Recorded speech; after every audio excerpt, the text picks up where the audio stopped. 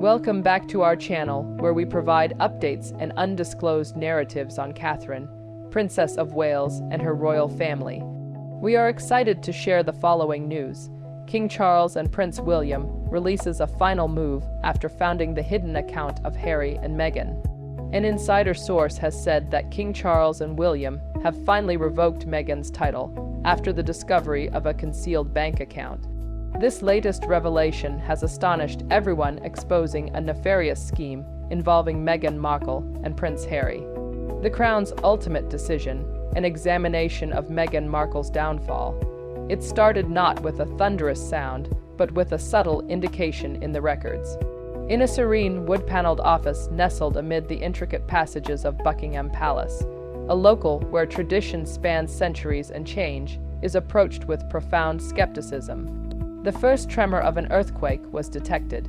It was here, among the aroma of aged paper and floor polish, that a dynasty's most severe contemporary issue was revealed. The revelation would compel an unwilling king to confront an untenable decision, set sibling against sibling in a conclusive tragic division, and jeopardize the very foundation of the kingdom. A regular financial audit in the harsh winter of 2025 would evolve into a worldwide display of treachery, deceit, and the catastrophic exertion of royal authority.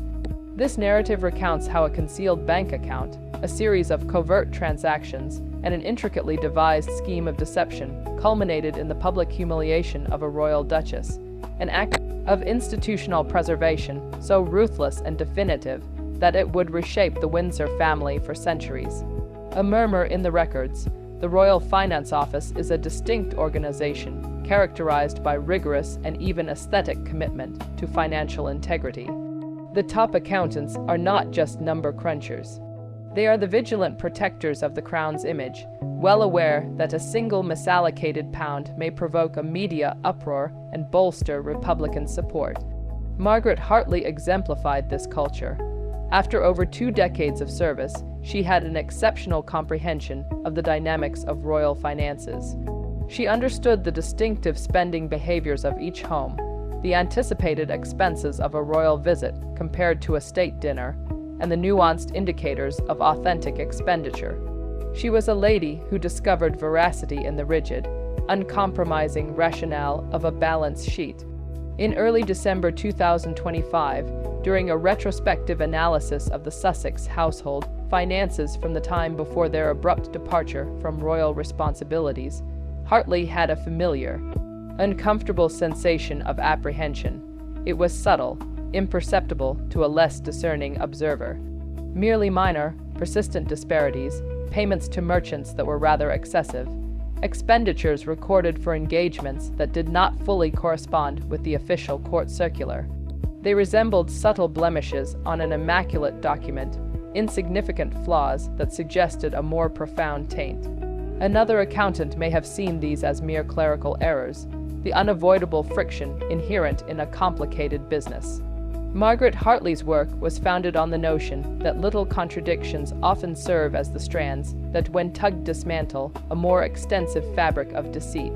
For 3 days, she labored in concentrated stillness, her universe contracting to the numerical columns on her display.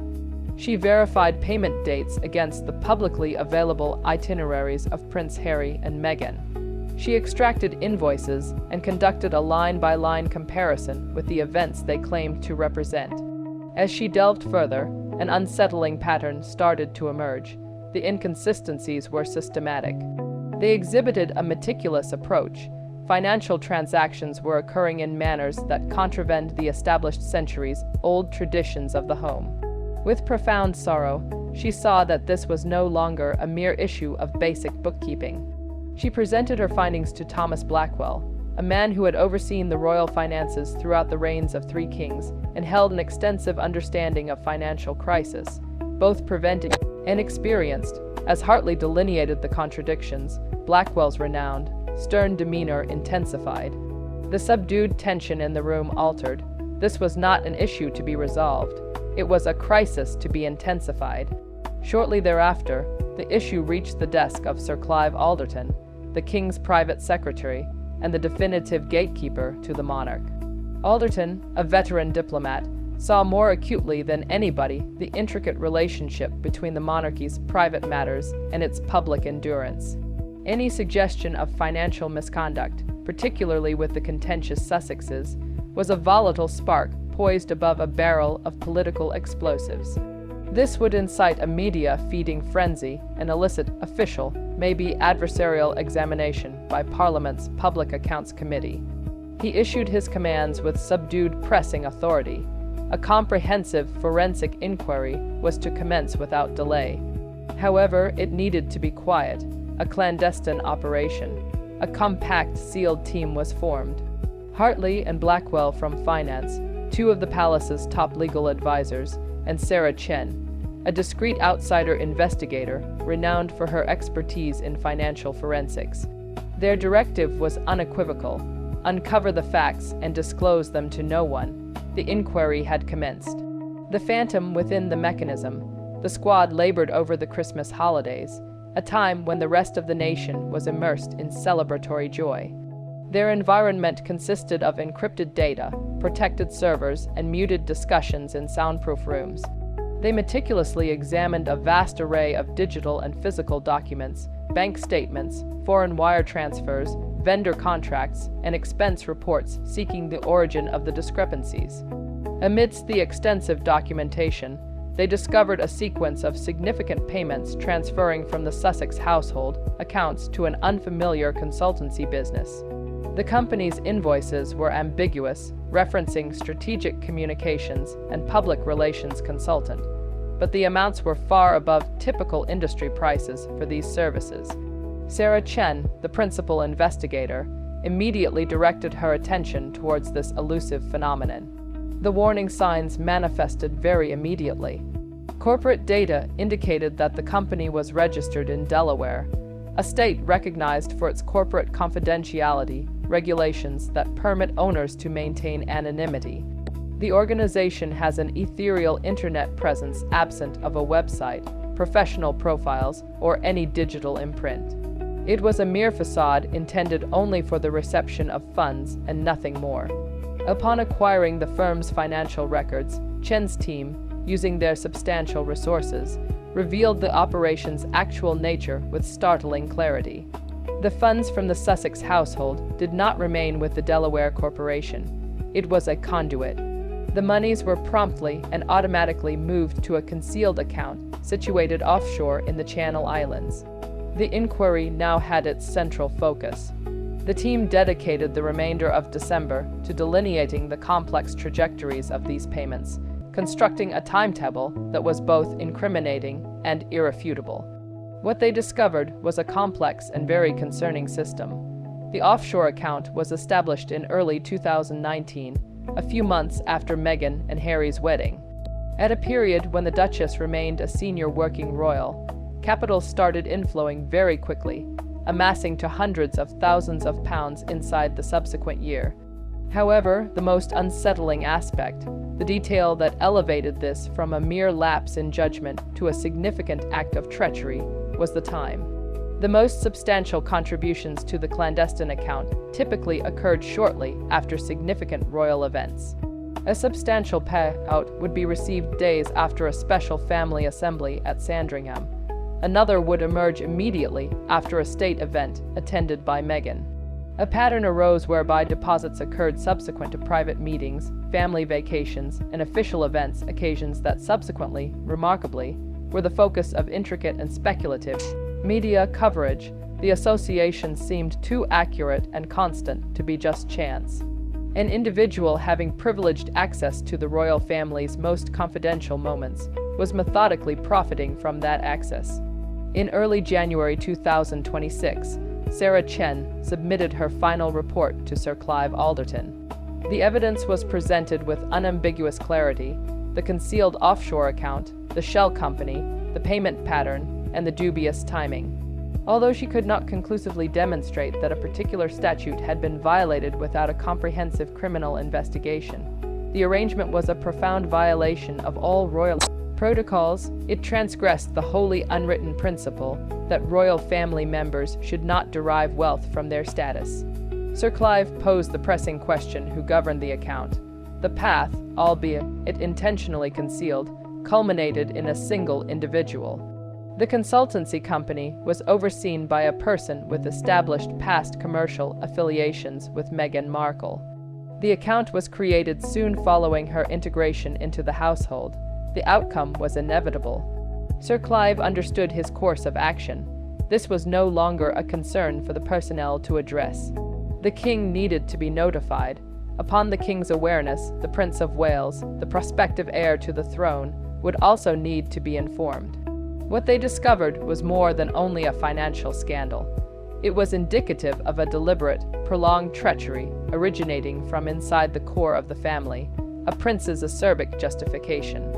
On a frigid, overcast January morning at Kensington Palace, Prince William heard the news. Sir Clive Alderton arrived unexpectedly, his demeanor somber.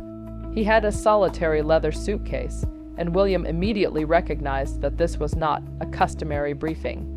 While the king's confidential secretary systematically arranged the paperwork on the polished mahogany table, the business structures, bank records, and timelines, William listened with a demeanor of restrained icy rage, his jaw clenched with every disclosure. For years he had nurtured profound doubts about his sister, in-law's intentions, an instinctual belief that her behavior was motivated by a frigid calculation of self-interest, starkly contrasting with the family's ethos of service. However, the truth elucidated in these documents exceeded even his most pessimistic expectations. From the outset, William had never really trusted Meghan. Her demeanor had a polished performing aspect that was disconcertingly professional. He saw her instinctual ability to locate the camera lens amongst a throng, her strategic placement in group shots to guarantee her centrality, and her adept comprehension of media manipulation that seemed more aligned with a Hollywood strategist than a royal princess. His apprehensions were not based on elitism, as his brother had vehemently asserted, but rather on a profound innate dread for the institution he was destined to govern and the sibling he had pledged to save. He attempted to caution Harry. In the months before the wedding, he subtly proposed that they decelerate, allowing Harry to provide Meghan more time to fully comprehend the peculiar, opulent confinement she was on the verge of entering. The advice sprang from the practicality of a future monarch and the affection of an elder brother. Harry, deluded by his conviction that love could overcome all obstacles, responded with vehement wrath, accusing William of attempting to undermine his happiness. The talk inflicted a wound from which their relationship never fully healed. Harry prioritized his new romantic interest above the collective wisdom of his family, and William, honoring his brother's decision, withdrew, hoping he was mistaken. Seated in his office, confronted with the glaring black and white evidence of financial misconduct laid out before him, William had a nauseating surge of vindication. It was a triumph he had never desired. The evidence indicated that Meghan was exploiting her royal title almost immediately upon her acquisition. While outwardly advocating for devotion and duty, she had been clandestinely building a covert financial empire. During her attendance at state gatherings as a crown representative, she accepted remuneration from media corporations. She had transformed access to her new family, his family, into a negotiable asset. He interrogated Sir Clive over the singular inquiry that plagued him the most. Was Harry implicated? Was he aware? Alderton said that the inquiry uncovered no proof of Harry's direct involvement.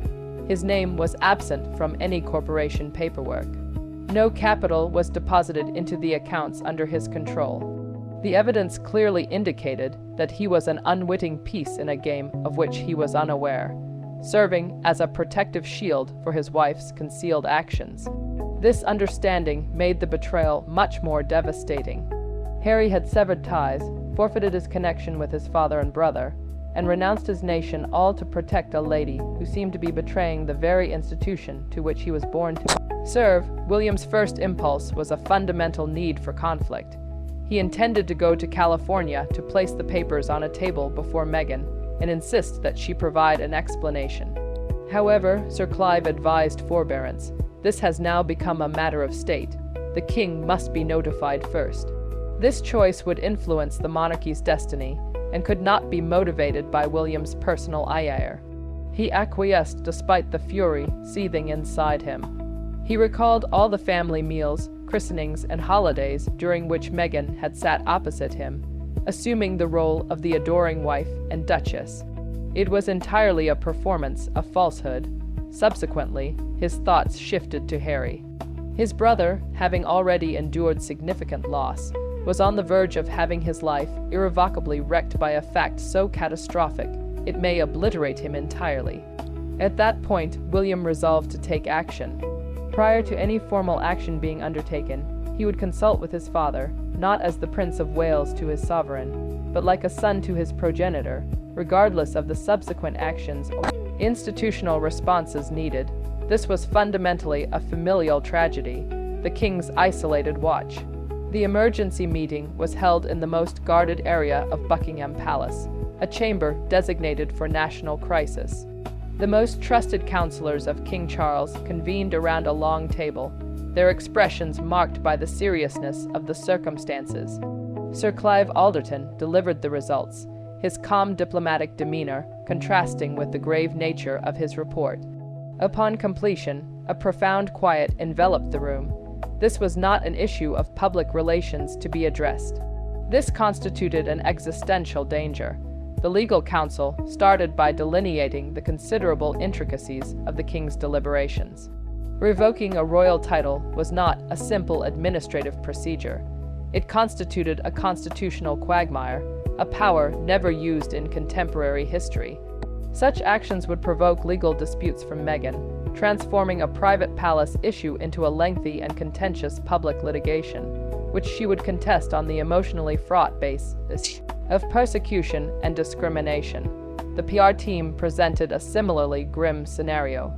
Any action taken against Meghan would be characterized by her and her influential allies as the ultimate spiteful maneuver of a prejudiced and antiquated institution. She would be seen as a martyr, particularly in America, while the monarchy would be portrayed as the antagonist.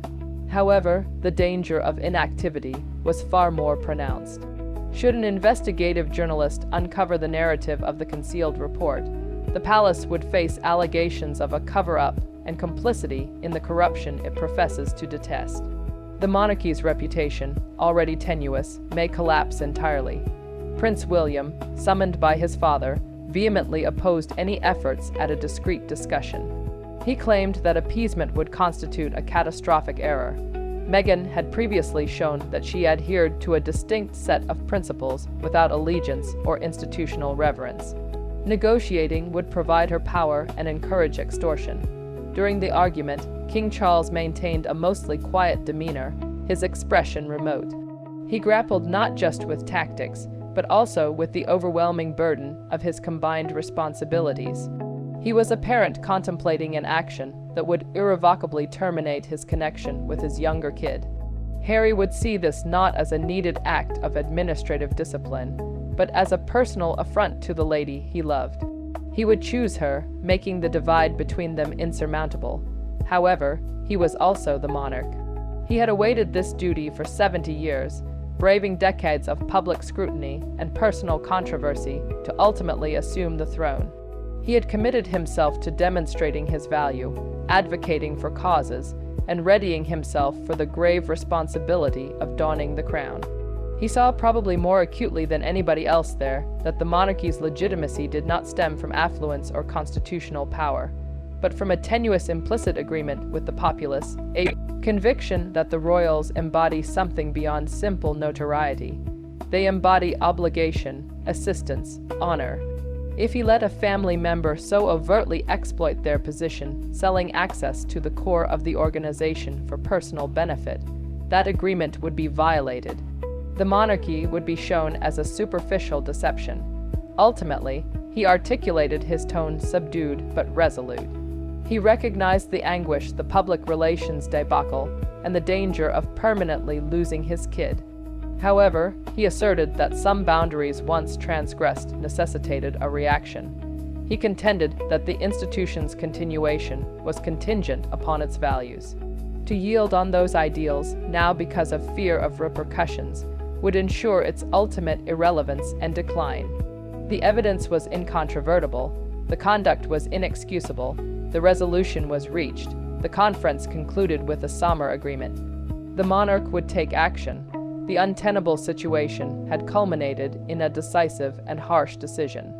The letter that disconnected a son, King Charles, opted to compose the letter himself. Positioned at his vintage desk at Clarence House, he grasped his preferred fountain pen, the tool with which he had endorsed several state documents, and started drafting the most challenging correspondence of his existence. This cannot be a detached formal communication. It was a letter from a father to his son, even as it conveyed a king's ultimate decree. Numerous drafts were composed and rejected, leaving the floor around his desk strewn with crumpled pages of royal stationery. He aimed for a tone that would reconcile steadfast institutional determination with a father's persistent, albeit now sorrowful, affection. The letter started with that affection. He expressed his pleasure in the man Harry had evolved into, reminiscing about treasured recollections from a youth prior to the imposition of duty and division that had overshadowed their lives. He reassured Harry that regardless of the circumstances, he would always remain his cherished son. Subsequently, with meticulous accuracy, he presented the harsh reality. He elucidated the inquiry, the identification of the offshore account, and the payment pattern indicative of a methodical monetization of royal access. He refrained from using euphemisms. He articulated the facts accurately, claiming that the evidence was incontrovertible and the violation of procedure was too grave to be overlooked. He recognized the distress this information would inflict. He understood that Harry loved his wife and that they had established a life and family together. He was not asking Harry to denounce her, but rather to comprehend the ramifications of her acts. The letter subsequently articulated the conclusion with clarity and precision. To safeguard the integrity of the crown, Meghan's royal titles would be officially and publicly rescinded. He said that it was an act of institutional necessity rather than personal malice. Ultimately, he presented his kid with an option, a concluding diminishing opportunity for a future. Harry might stand alongside his wife and acknowledge that this choice would establish a permanent and official separation from the family. Alternatively, he might concede the reality of his actions and start the protracted, challenging endeavor of restoring confidence. The letter concluded as it started with an expression of affection and a pledge that a father's door would always remain open despite the need for a king's to shut. The letter was sent by diplomatic courier with clear directions for direct delivery to Prince Harry. It reached his Montecito home on a sunny California afternoon. Upon identifying his father's unique handwriting on the substantial cream envelope, Harry had a tightening knot of apprehension in his gut. He perused it solitarily in his workplace. His first perplexity turned into incredulity, followed by intense fury. He perused paragraphs again, as if the words may alter. His father was not only accusing his wife of being a swindler, he was rendering judgment. With trembling palms, he dialed his father's private line. The call was sent to voicemail. He made another call. Voice message. Several hours later, Charles returned the call.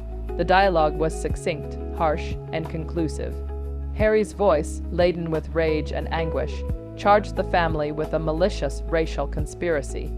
Charles, his voice laden with grief, asserted calmly that the choice was grounded on recorded financial data rather than emotion. The conversation concluded with Harry uttering words that would resonate in the quiet between them for years to follow. He informed his father that he had now lost both of his boys. He then terminated the call, removing the last tenuous link to his previous existence. The global announcement decision taken at 10:00 a.m. London time on Thursday, the Royal Communications Department produced the official statement after simulating every scenario. Every major news source globally received it, and the royal website published it. Impact was instantaneous and spectacular. The bombshell rocked newsrooms from London to Los Angeles. Unusual programming occurred. Televisions flashed breaking news. World halted to grasp astounding news. The statement was precise. A comprehensive financial assessment found serious concerns with the Duchess of Sussex's conduct as a royal. The statement cited financial arrangements that breached established rules. Thus, His Majesty the King revoked all royal titles and styles. The Duchess of Sussex lost her title instantly. Meghan Markle was alone again. Details were lacking in the statement. Not mentioned were the offshore account and payments. The palace's counsel stressed explaining the behavior while withholding defamation evidence. The family's last statement expressed regret and pledged to uphold the highest standards of honesty. There would be no more criticism. The global reaction was chaos. Digital civil war began on social media. Both Meghan and King hashtags trended. A discriminatory society punished her for her autonomy as a modern woman.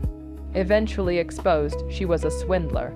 The story outpaced wars and elections in all news cycles. Experts and celebrities quickly defended Meghan in the US, denouncing the perceived harshness of an outdated monarchy.